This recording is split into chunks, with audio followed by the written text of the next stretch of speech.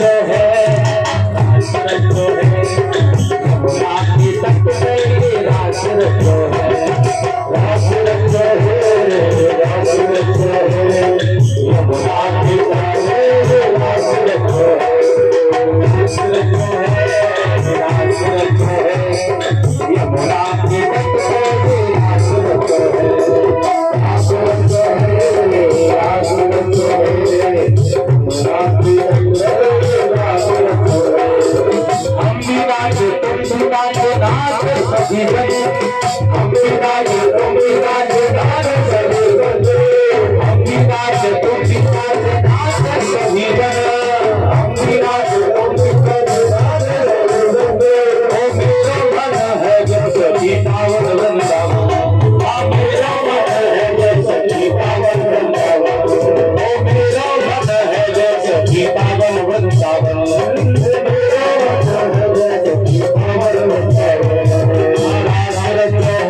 रास रचो है यमुना किनारे आज रास रचो है रास रचो है रास रचो है यमुना किनारे आज रास रचो है रास रचो है रास रचो है यमुना के तट पे हाँ रास रचो है रास रचो है रास रचो है यमुना के तट पे आज रास रचो है हाँ रास रचो है रास रचो है यमुना के तट पे हाँ रास रचो है रास रचो है रास रचो है यमुना के तट पे आज रास रचो है रास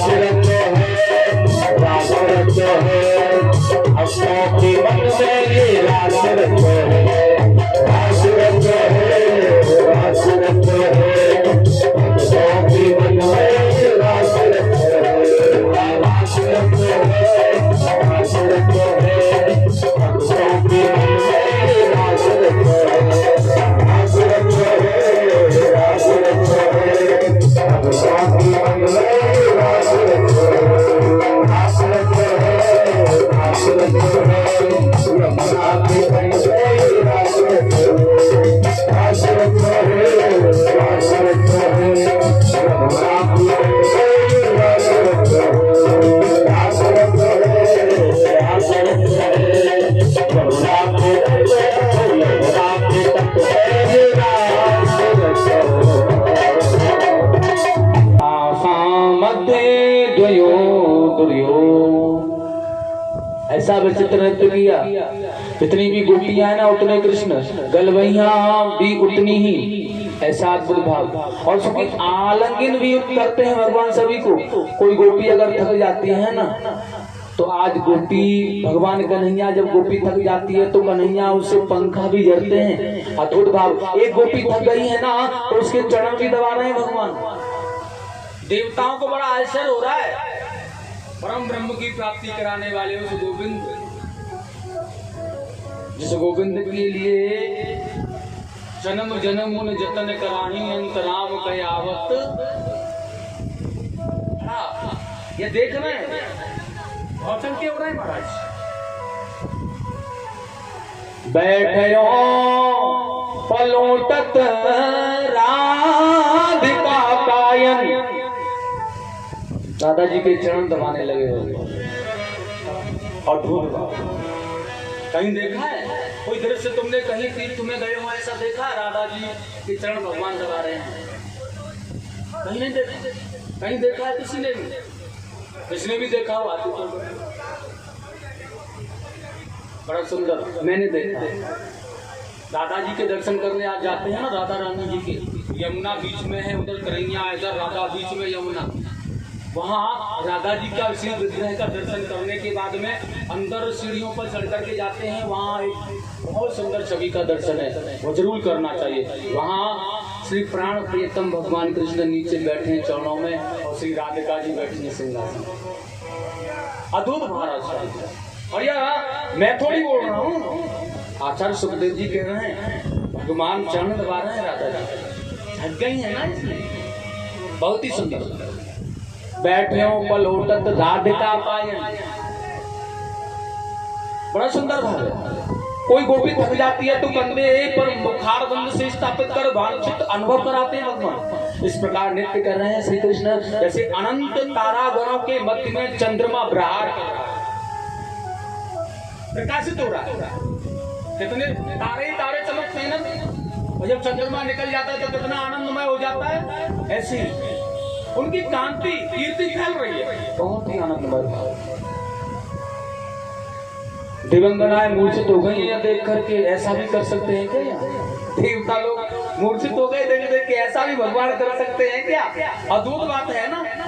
यही तो रासाध्यायी का मतलब है। तभी तो महापुरुष लोग हैं ना, बहुत ज्यादा वर्णन नहीं करते, घुसते नहीं है इसमें, बस छुआ, दरस परस किया और निकल के बाहर। अब कोई क्या समझने वाला इसे तो कोई अनंत्य हृदय रूपी संत समझ सकता है, या फिर किसी संत का अनन्य प्रिय शिष्य समझ सकता है, जिसने अपने गुरु की सेवा की, वो समझ सकता है।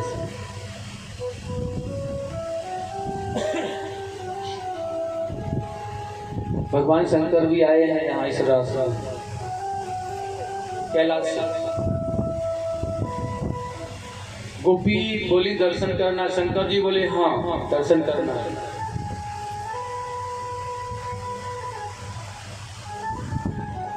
गोपियों ने कहा तो चलो फिर प्रेम सरोवर में गोता लगाओ।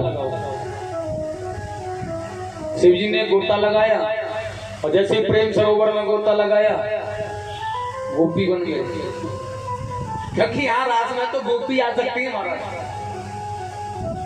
केवल गोपी। और ठाकुर जी गोपी बन गए, गोपेश्वर महादेव के नाम से प्रसिद्ध हुए। प्रेम से बोलेंगे गोपेश्वर महादेव की जय हो।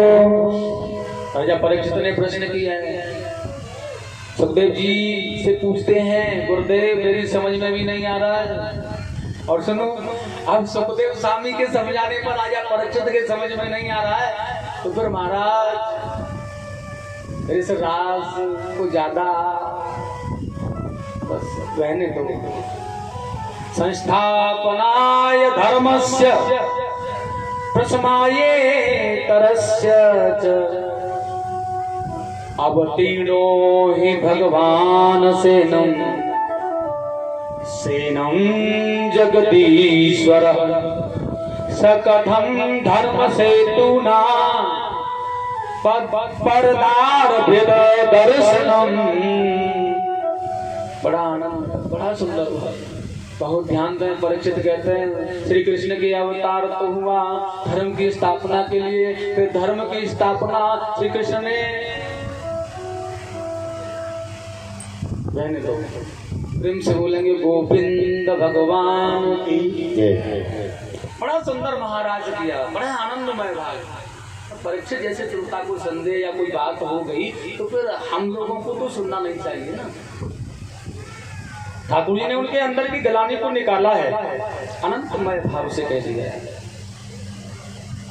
सुखदेव स्वामी ने बड़े सुंदर भाव से कहा है, राजन योगीश्वर श्री कृष्ण के चरित्र को परम विशेष ईश्वरी शुद्ध आत्मा सुन सकती है, बाकी कोई नहीं। ऐसा भाव है, ऐसा प्रसंग है, दोनों आनंदमय हैं, बड़ा सुंदर भाव है। कृष्ण चरित्र में योगीश्वरता का बहुत ज्यादा प्रदर्शन हुआ है महाराज, आनंदमय भाव है।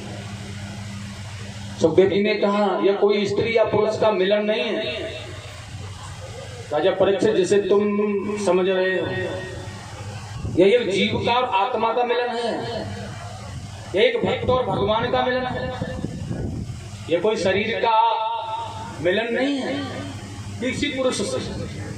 बड़ा सुंदर भाव बताया है। यह रास लीला 6 महीने तक चली है। क्या 6 महीने तक गोपियां अपने घर को छोड़ सकती हैं?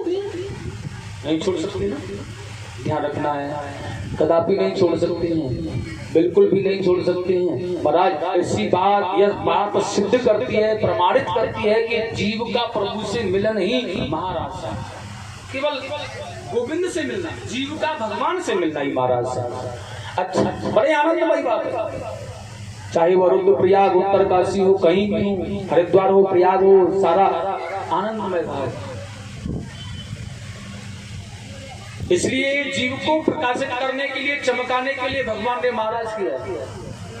अब दुनिया के जितने भी तीर्थ सरोवर हैं, आप देख रहे हैं सबका कितने सुंदर तीर्थ सरोवर है, लेकिन सारे के सारे महानगरों का जो गंदा जल है वही सारे तीर्थों में जा रहा है। जा रहा है कि नहीं जा रहा है? लेकिन फिर भी गंगा को पवित्र नहीं किया जा सकता है। गंगा गंगा है। ऐसे ही ठाकुर जी को पवित्र नहीं किया जा सकता, वह भगवान भगवान है। भगवान फिर वही बात है, भगवान का अंश जीव है लेकिन भगवान भगवान। ठाकुर जी हैं। बड़े सुंदर भाव के साथ में आनंदमय लीलाओं का दर्शन किया है। गोविंद ने बहुत सुंदर महाराज किया है, बड़ी आनंदमयी बात है, बड़े सुंदर भाव से आनंद लिया है। और देखिए सभी गोपियां अपने अपने घरों के लिए चली गई। प्रेम से बोलेंगे गोविंद भगवान की, आनंद कंद भगवान की। और देखिए महाराष्ट्र ऐसा है, मैंने बताया ना, महाराष्ट्र सच्चाई के 5 प्राण है। 4 दिन तक अगर महापुरुष कहते रहें तो भी कम है भैया। मैं तो एक छोटा सा वक्ता हूँ, सदगुरुओं की कृपा है। अगर कहते रहें तो कहते रहें, जीवन बीत जाएगा। तो वो ऐसा है भगवान की कथाओं की लीला। उसके बाद में बड़ी सुंदर ब्रज में लीलाएं भगवान ने की। डोमासुर, अष्टकासुर आदि का वध किया है। और उसके बाद में नारद जी से भेंट भगवान की हुई है।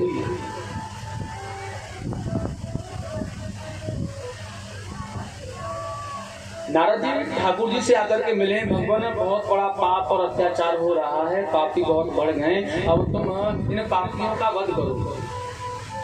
और वही नारद जी आज कंस के दरबार में आकर के महाराज कंस से कहने लगे। नारद जी का बड़ा सत्कार किया, सम्मान। अच्छा ये दैत्य लोग है ना, नारद जी का बड़ा सत्कार करते हैं, बड़ा सम्मान करते हैं, क्योंकि नारद जी है ना थोड़ी सी इनकी जैसी बात कर देते हैं ना, हितैषी बनकर जाते हैं। सुनो, हम तो तुम्हारे हितैषी हैं, और हितैषी बन करके आते हैं। नारद जी तो बड़ा सत्कार करते हैं।